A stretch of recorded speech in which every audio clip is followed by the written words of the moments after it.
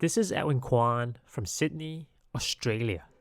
The Python Package Index, also known as PyPI, is struggling to deal with the high volume of malicious users and packages.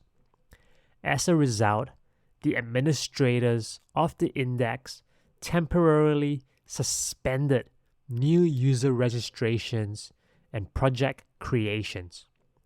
The incident notice stated that the volume of malicious users and malicious projects being created on the index in the past week has outpaced their ability to respond in a timely fashion. Open source registries like Python Package Index are popular with threat actors looking for a way to distribute their malware. The suspension was lifted on Sunday.